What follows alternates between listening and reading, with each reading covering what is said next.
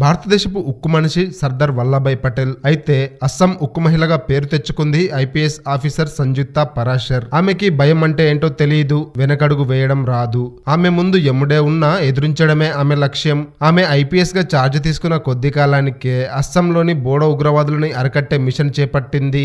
దాంతో ఉగ్రవాద సంస్థల నుండి అనేక బెదిరింపులు వచ్చినా సంయుక్త పరాశర్ అస్సలు వెనకడుగు వేయలేదు. 2006లో యూపీఎస్సీని క్లియర్ చేసిన ఆమెకు ఐఏఎస్ అవకాశం ఉన్న ఐపీఎస్ ఎంచుకుంది. హింస మరియు ఉగ్రవాదంపై పోరాటం చేయడమే ఆమె ఏకైక లక్ష్యం. అలా 2015లో ఆమె బోడో వ్యతిరేక ఉగ్రవాద ఆపరేషన్ కు నాయకత్వం వహించి కేవలం 15 నెలల్లో 16 మంది ఉగ్రవాదులను మట్టుబెట్టింది. ఆమె బృందం 64 మంది బోడో ఉగ్రవాదులను అరెస్టు చేసి వారి దగ్గర నుండి వందల సంఖ్యలో ఆయుధాలు, బాంబులకు సంబంధించిన సామాగ్రిని స్వాధీనం చేసుకుంది. ఆ సంఘటన తర్వాత ఆమె కేవలం ఓ పోలీస్ అధికారిగా మాత్రమే కాదు, ధైర్యం, న్యాయం, నాయకత్వం మరియు కర్తవ్యానికి ప్రతీకగా నిలిచింది. ఇంట్లో బల్లిని చూసి బెదిరిపోయే మహిళలకు మాత్రమే కాదు, సంయుక్త పరాశర్ భారతదేశ యువతకు సైతం అసలైన ఇన్స్పిరేషన్.